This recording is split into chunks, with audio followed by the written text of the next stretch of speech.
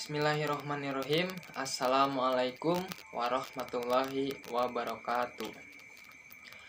Alhamdulillah, kita bisa bertemu kembali dalam rangka melaksanakan kegiatan pembelajaran mengenai pembelajaran ekonomi. Bagaimana kabarnya adik-adikku sekalian?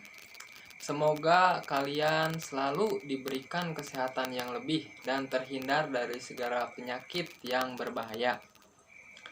Sebelum kita masuk kepada pembelajaran kali ini, alangkah baiknya kita berdoa terlebih dahulu menurut agama dan kepercayaannya masing-masing. Berdoa dipersilahkan.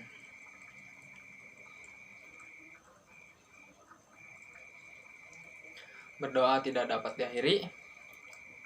Sebelumnya, silahkan kalian untuk mengisi absensi pada WA Group dengan cara mengelis nomor absen dan nama kalian. Langsung saja untuk sub pokok pada pembelajaran kali ini itu yang pertama itu mengenai pengertian dari buku besar.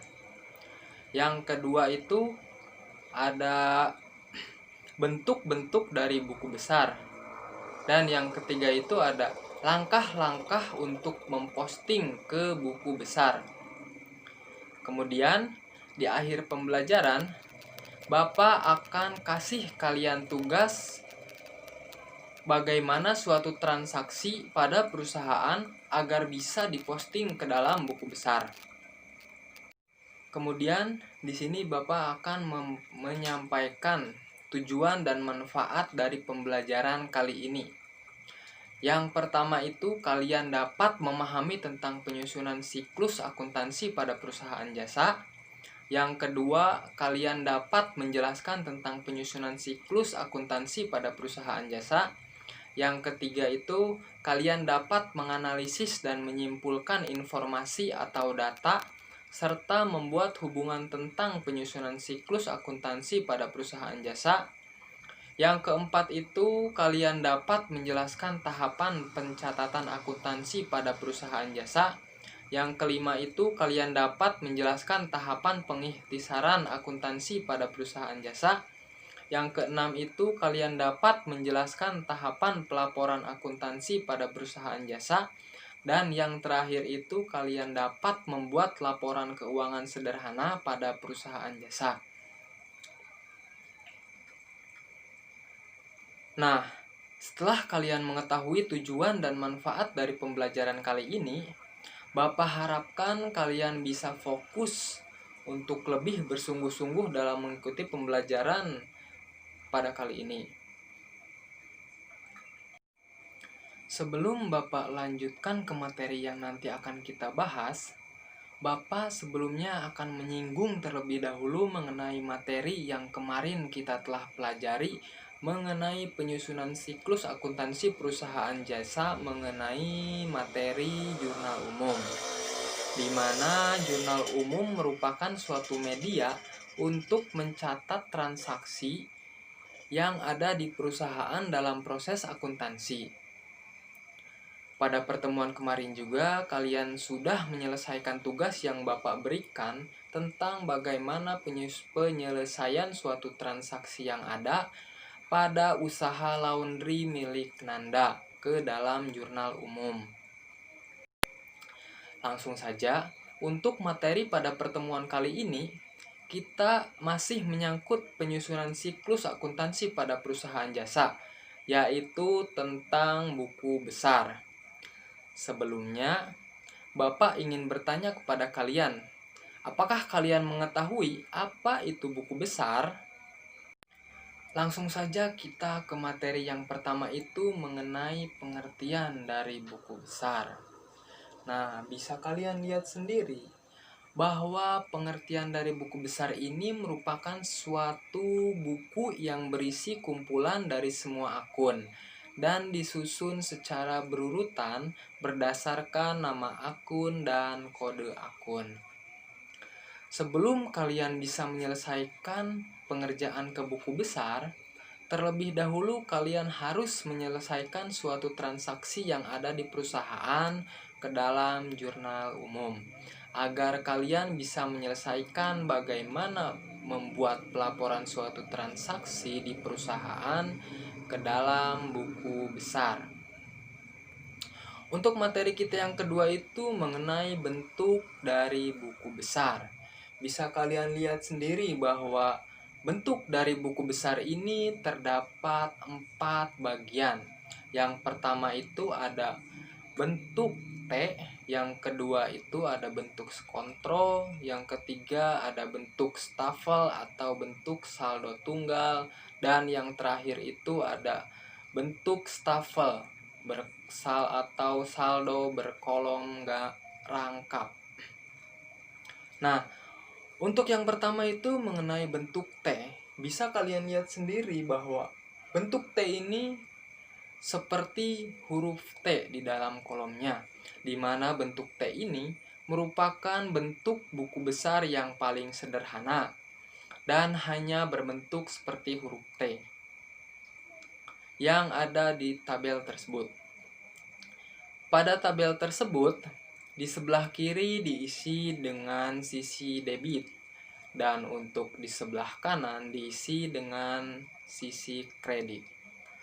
Untuk nama akun diisi pada bagian paling atas tabel yang diletakkan di sebelah kiri, dan untuk kode akun diisi pada bagian paling atas tabel dan diletakkan di sebelah kanan.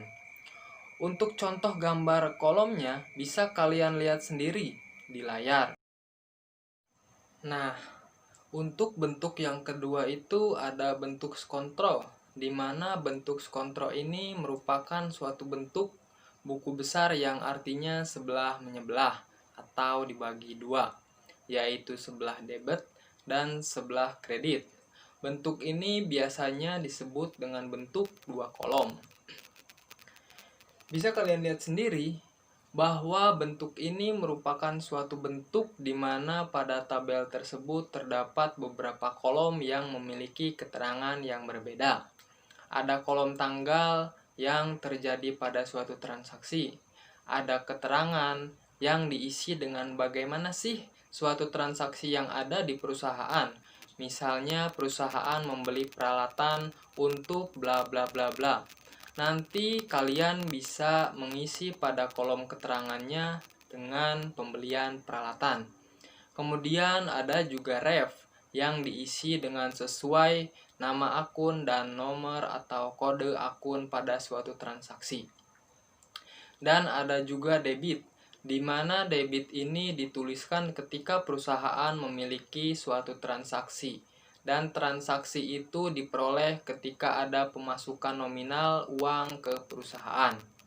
Nah, untuk kolom selanjutnya ada juga tanggal, keterangan, ref, dan ada juga kredit, di mana kredit ini dituliskan ketika suatu transaksi yang ada di perusahaan itu memiliki suatu transaksi, dan transaksi itu diperoleh ketika ada nominal pengeluaran yang terjadi di perusahaan.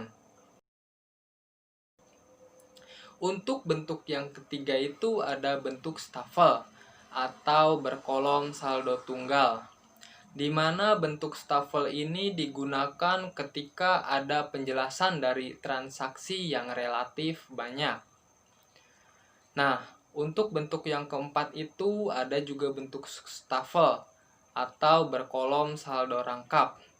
Bentuk ini juga hampir sama dengan bentuk kolom saldo tunggal, hanya saja pada bentuk ini di kolom saldo perbedaannya. Jika di saldo tunggal hanya dituliskan saldo, tetapi jika di kolom rangkap di saldo tersebut dituliskan dengan kolom debit dan juga kolom kredit. Nah, untuk materi kita yang ketiga itu mengenai langkah-langkah posting ke dalam buku besar. Posting buku besar atau pembukuan merupakan pemindahan transaksi yang telah dicatat dalam jurnal ke dalam setiap akun buku besar yang sesuai. Buku besar ini merupakan kumpulan akun-akun yang saling berhubungan dan merupakan satu kesatuan yang utuh. Untuk langkah-langkah kalian bisa memposting ke buku besar, ada beberapa tahapan. Bisa kalian lihat sendiri bahwa tahapan yang pertama itu kalian menyiapkan akun-akun dalam buku besar yang terpengaruh atas transaksi dalam jurnal umum. Yang kedua itu ada nama dan nomor atau kode akun sebagai judul.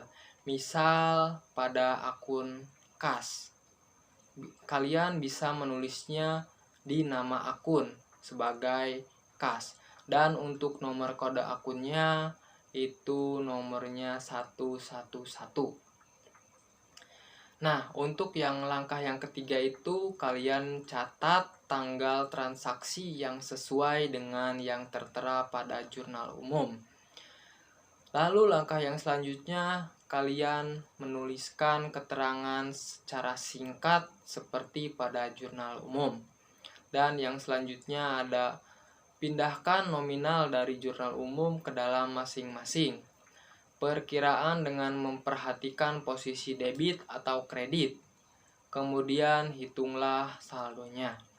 Dan yang terakhir itu kalian bisa menulis nomor akun pada kolom ref jurnal umum bersamaan dengan menuliskan pada kolom ref buku besar, misal JU1 atau jurnal umum halaman 1. Hal tersebut sebagai bukti bahwa jurnal tersebut sudah dibukukan atau sudah diposting ke dalam buku besar. Nah, di sini ada contoh posting ke dalam buku besar, di mana di situ terdapat suatu transaksi yang terjadi pada tanggal 5 Juni 2019. Itu diterima pendapatan jasa sebesar 12 juta rupiah. Kita masuk ke penjurnalan atau ke jurnal umum. Kita tulis pada tanggal itu dengan tanggal yang terjadi, yaitu tanggal 5. Nah, untuk kolom nama akun, kita tulis kas dan juga pendapatan jasa. Untuk ref itu kita tuliskan dengan nomor atau kode akun yang ada, yaitu kas dan juga pendapatan jasa. Dan untuk yang keempat itu ada kolom debit, dan yang kelima itu ada kolom kredit, di mana jika pendapatan itu bertambah, berarti posisinya berada di kredit. Nah, berarti kas ini kita masukkan ke dalam kolom debit dengan nominal 12 juta rupiah. Dan untuk pendapatan jasa kita tuliskan pada kolom kredit dengan nominal 12 juta rupiah.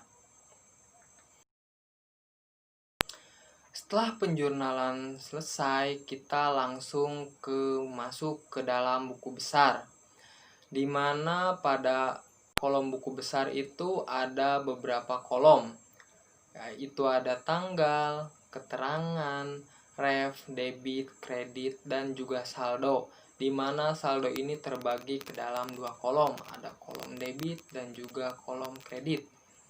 Nah, untuk kolom di atas, kolom paling atas sebelah kiri kita tuliskan dengan nama akun, yaitu kas. Dan untuk kolom paling atas sebelah kanan kita tuliskan nomor akun, yaitu 111. Nah, langsung saja kita masuk ke tanggal. Kita pada tanggal itu kita tuliskan tanggal 5. Karena tanggal 5 itu terjadi suatu transaksi. Untuk keterangan itu kita tuliskan penerimaan pendapatan tunai, karena pada transaksi tersebut diterima pendapatan jasa yang uangnya itu dibayar secara langsung atau tunai. Nah, untuk kolom ref itu kita tuliskan JU1 atau jurnal umum halaman 1. Dan untuk kolom debit kita tuliskan 12 juta rupiah. Karena pendapatan itu diterima. Nah, untuk kolom kredit kita kosongkan dan untuk saldo kita tuliskan pada kolom debit dengan nominal 12 juta rupiah.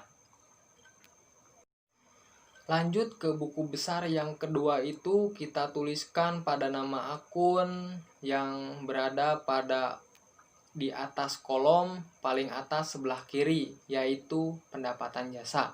Dan untuk kolom paling atas sebelah kanan kita tuliskan nomor akun dengan nomor akun 411. Untuk tanggal kita tuliskan tanggal 5. Untuk keterangan kita bisa tuliskan penerimaan pendapatan tunai. Dan untuk ref kita tuliskan JU1 atau Jurnal Umum halaman 1. Dan untuk debit kita kosongkan. Dan untuk kredit kita tuliskan 12 juta rupiah. Dan di kolom saldo kita tuliskan pada kolom kredit senilai 12 juta rupiah. Alhamdulillah, untuk pertemuan kali ini mungkin materi hanya sampai di sini dulu. Silahkan jika ada pertanyaan yang belum dimengerti oleh kalian semua boleh ditanyakan di WA Group. Kita bareng-bareng diskusi. Sebelum kita akhiri pertemuan kali ini, Bapak akan kasih kalian tugas mengenai bagaimana tahapan agar kalian bisa memposting suatu transaksi ke dalam buku besar. Nanti tugasnya akan Bapak kirimkan melalui WA Group. Untuk kesimpulan pada pertemuan kali ini, yaitu bahwa buku besar merupakan suatu buku yang berisi kumpulan akun-akun yang disusun secara berurutan berdasarkan nama akun dan nomor atau kode akun.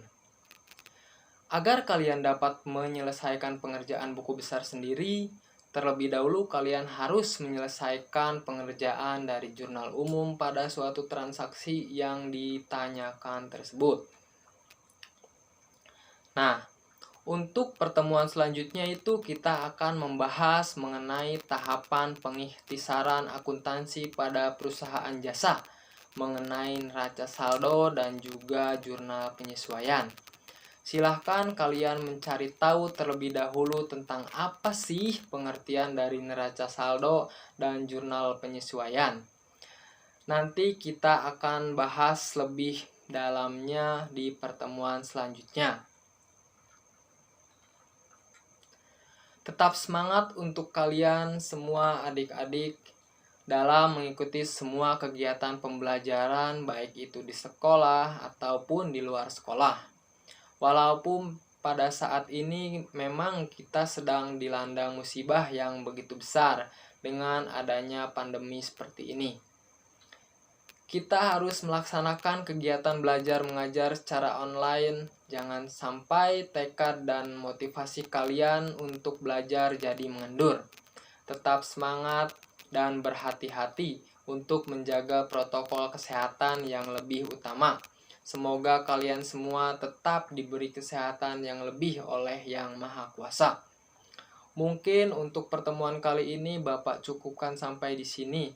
Kita ucapkan hamdalah bersama-sama.